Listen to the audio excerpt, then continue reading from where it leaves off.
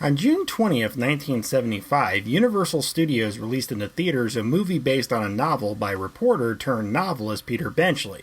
Directed by the talented Steven Spielberg at the beginning of his career and starring the likes of Roy Scheider, Richard Dreyfuss, and Robert Shaw, Universal was just hoping and praying that they had created a moneymaker and not a dud. The film in question would not only be one of the biggest summer blockbusters of all time, it would be instantly hailed as one of the great horror classics that scared almost an entire generation away from the notion of going for a swim in the ocean. This film was called Jaws. The plot, for those who are unfamiliar with Jaws, goes a little something like this. The 4th of July weekend is coming up and the island of Amity is eager for the economic boost from the tourists flocking to their lovely beaches. However, the summer begins on a dark note when what's left of a young swimmer washes up on the shore. While the town authorities are eager to write the whole incident up as being a boating accident, Police Chief Brody is fairly convinced that the dead girl is actually the victim of a shark attack. While when a small boy is killed in the waters just off the beach during a busy afternoon, Chief Brody's worst fears are realized. So he reaches out to the Oceanographic Institute on the mainland, who sends noted shark expert Hooper to Amity Island to help. Hooper does indeed share Chief Brody's theory, and soon the two men prove that the culprit is a 20 to 30 foot long great white shark that seems to have claimed the waters surrounding Amity Island as its feeding ground. Eventually, the shark claims another victim, and Chief Brody decides that the time has come to deal with the problem in a much more permanent fashion. With Hooper's help, Chief Brody hires local captain/shark fisherman Quint and sets out to kill the shark or die trying. Without a doubt, Jaws is not just one of the best horror films of all time, it is probably one of the greatest movies ever made. First time I ever watched Jaws as a kid, I was understandably terrified when the shark first came up out of the water. But I also remembered saying to myself, how in the hell did they pull that off? Jaws was the film that sparked my interest in the actual filmmaking process, which is why I'm sitting where I am today. Now here's where I'm going to relate to you the creepy tale that inspired Jaws. It is a tale that hails from a somewhat more innocent time in history. It has blood, violence, mayhem, hysteria, and at least 3 different communities under siege from an elusive predator. The year was 1916. The place was the Jersey Shore. It was a particularly hot summer that year, and the First World War was being waged over in Europe while the American people flocked to the beaches in order to cool off and soak up the sun. During the early evening of July 1st, 28-year-old Charles Van Sant, who was staying at the Angleside Hotel in the town of Beach Haven, decided to kill some time before going to dinner with his folks by taking a quick swim. As he hit the cool waters of the Atlantic, all seemed to be well in young Charles's world, but moments later, Charles would start thrashing around and scream in horrendous agony. Lifeguard Alexander Ott, aided by a civilian named Sheridan Taylor, charged into the water to help Charles, who was in obvious distress. The 2 rescuers pulled Charles from the water to discover that the flesh from his left thigh had been stripped from the bone. The injured man was carried from the beach to the manager's office in the nearby Angleside Hotel, and those in attendance frantically sent for a doctor. Sadly, it was too late to save young Charles Van Sant, who bled to death before the doctor could get there. In the aftermath of Van Sant's death, many officials in the Beach Haven area were quick to blame the tragedy on a stray torpedo from a German U-boat anchored just off the coast. However, lifeguard Alexander Ott, who had pulled Van Sant from the water, insisted that the more likely culprit was a shark. But since the scientific knowledge base on sharks was practically non-existent in 1916, a lot of people believed that sharks never venture close to shore under any circumstances, nor do they just attack someone out of the blue. So therefore, it couldn't have been a shark. However, Ott wasn't alone in his assertions, because in the weeks that followed, dozens of boat captains would report spotting large-sized sharks swimming just off the Jersey coast. Their information was ultimately ignored by those in power.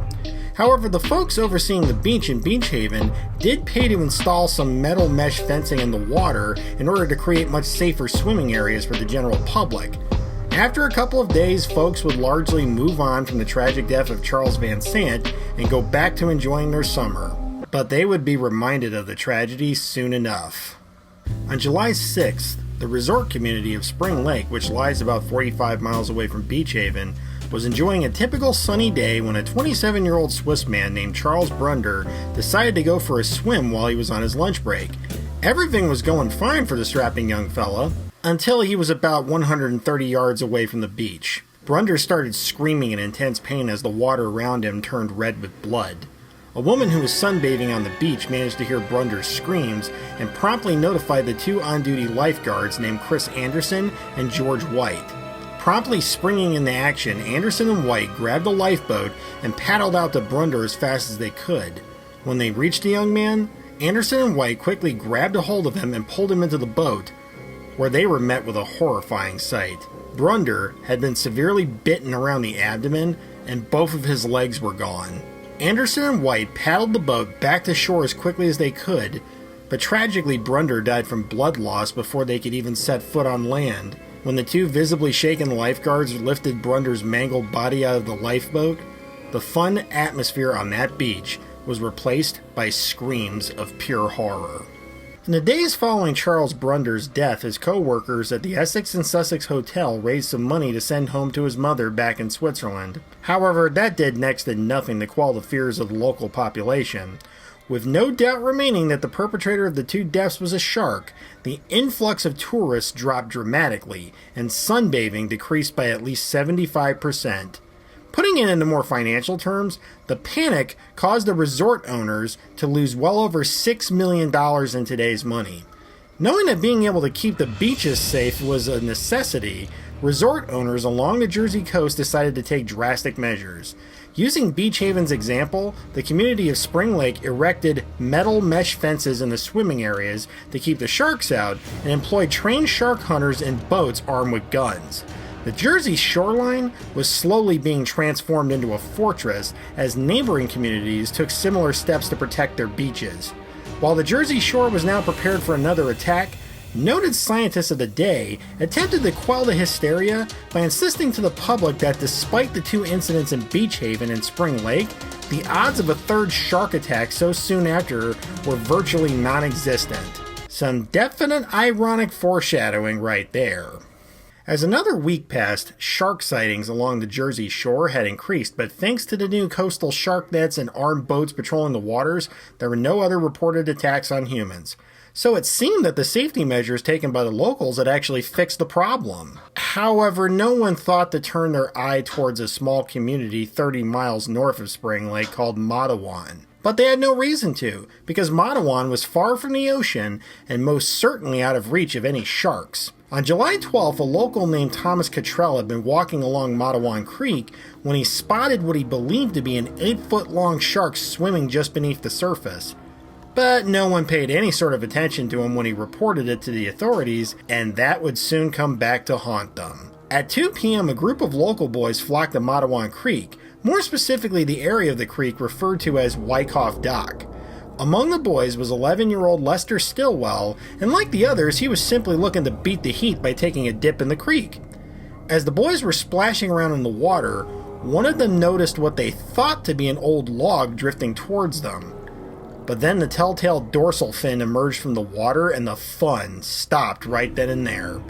The boys quickly made a mad dash for the shore and managed to get back on land. However, little Lester Stillwell wouldn't be so lucky. Before anyone could react, young Lester was dragged beneath the surface. The boys frantically ran from the creek and into town to get help. While most of the people in town didn't believe the story of a shark swimming around in the creek, a 24-year-old business owner named Watson Fisher listened to their terrifying ordeal and came to the rescue. With a party of several Matawan locals, Fisher hurried straight to Wyckoff Dock and dove into the water to search for Lester. After a few minutes, Fisher managed to find Lester's body and began the trek back to shore, when suddenly he was attacked from below and pulled under, much to the horror of the townsfolk looking on. Seconds later, Fisher surfaced without Lester's body and made his way back to shore. When he came ashore, the group of men noticed that he was bleeding from a horrendous bite wound on his right leg, confirming the stories told by Thomas Cottrell and the boys about what was in the creek. The townsfolk managed to get Fisher to a hospital for treatment, but it would be too late to save him, unfortunately. He would end up bleeding to death that afternoon. So in one day, the town of Matawan had 2 shark attack fatalities in an area where such a thing should have been impossible. And it wasn't over yet. 30 minutes after Fisher was bitten, a 14-year-old boy named Joseph Dunn was relaxing in the water about a half a mile away from Wyckoff Dock when suddenly, the very same shark chomped down upon his left leg with the intention of dragging him below. However, Joseph hadn't come to the creek alone. His brother and best friend were present, and with formidable speed, they both grabbed a hold of Joseph. One of the most intense games of tug-of-war began, and ultimately the humans would be the victors, as the shark simply released Joseph's leg and disappeared. Joseph was rushed to the nearest hospital, and miraculously, he survived and eventually recovered from his injury, making him both the final victim and sole survivor of the crisis. 2 days later, Lester Stillwell's body would be recovered about 150 feet upstream from where he died. After the boy was buried, the people of Matawan stopped being afraid and were filled with righteous anger. Wanting vengeance for the 2 deaths in their town, the people of Matawan turned their fury towards the beast responsible. Lining the creek with nets, the townsfolk started dropping in lit sticks of dynamite, as well as firing non-stop barrages of bullets into the water in a concentrated effort to either capture the shark or kill it. After days of essentially conducting a blitzkrieg on the creek, the people of Matawan were quite disappointed that the action yielded no results whatsoever. However, on the day little Lester Stillwell's body was found, a fellow by the name of Michael Schlesser was cruising along in a small boat in Raritan Bay, which is located only a few miles away from the mouth of Matawan Creek. A taxidermist and lion tamer for the famous Barnum and Bailey Circus, Schlesser was enjoying his impromptu fishing trip when all of a sudden, he encountered a 7.5-foot long, 325-pound great white shark that was hell-bent on scuttling his boat. Schlesser welcomed the challenge due to wanting the shark as a trophy, so the 2 combatants engaged in a fearsome fight to the death. The battle was intense, and it was anyone's fight to win or lose, but Schlesser ultimately emerged as the victor when he resorted to breaking one of his oars in half and using it to stab the beast to death. Eventually, Schlesser got his prize back to shore, and upon hearing the concerns from the people of Matawan, as well as the news stories from the Jersey Shore, he decided to play a hunch and slice the shark open. Inside the creature's stomach, Schlesser discovered what appeared to be human flesh and bone, which according to his report weighed somewhere around the neighborhood of 15 pounds total. With those findings, and the lack of any further reports of attacks after that day, the Jersey Shore shark attacks of 1916 were finally over. In the days following the final incident, a fierce debate began to emerge as to the identity of the shark guilty of the attacks. Some modern experts seem to be in agreement that the attacks in Beach Haven and Spring Lake were likely the work of a great white, and quite possibly Schlesser's great white, judging by the human tissue found in its digestive system. But the Matawan Creek attacks were a whole different story. Since the great white is strictly a saltwater shark, it's highly unlikely that Schlesser's catch was the shark responsible for the deaths in Matawan Creek, because it's a freshwater creek. Since the reports from witnesses confirmed that the culprit was indeed a shark, experts speculate that the Matawan Creek attacks were actually perpetrated by a bull shark, since it is indeed a man-eater just like the great white and has the distinct ability to survive in both freshwater and saltwater. While it'll never likely be known definitively which species committed the attacks, those 12 horrifying days turned public opinion against sharks in general, which would lead to a government-sanctioned crusade that claimed the lives of hundreds of sharks along the Atlantic coast, an action that would lead to a systemic genocide that eventually landed sharks on the endangered species list. Today, shark experts around the world have amended their knowledge base thanks to the hard lessons learned during the Jersey Shore shark attacks of 1916. Eventually, the event would be forgotten, until Steven Spielberg's Jaws was released in 1975, which includes an actual reference to the 1916 attacks by both Chief Brody and Hooper when they're trying to convince the mayor of the danger to no avail. Rather interestingly, after the commercial success of Jaws, the original author Peter Benchley would experience a crisis of conscience, having unfairly vilified the great white, and devote the latter part of his life to conservation efforts to save sharks from extinction. Maybe an example of how time can mend old wounds. And there you have it, the terrifying truth behind the granddaddy of all shark movies that further cements that old saying, truth is stranger than fiction. If you like this video, please show your support by dropping a comment below, hitting the like button, and sharing it with your friends. If you're curious about my future content and want to hear more creepy tales, then please subscribe to my channel and hit the little bell icon so you'll be notified when I upload something new. Until next time, have a lovely day, stay safe out there, and most importantly, stay creepy.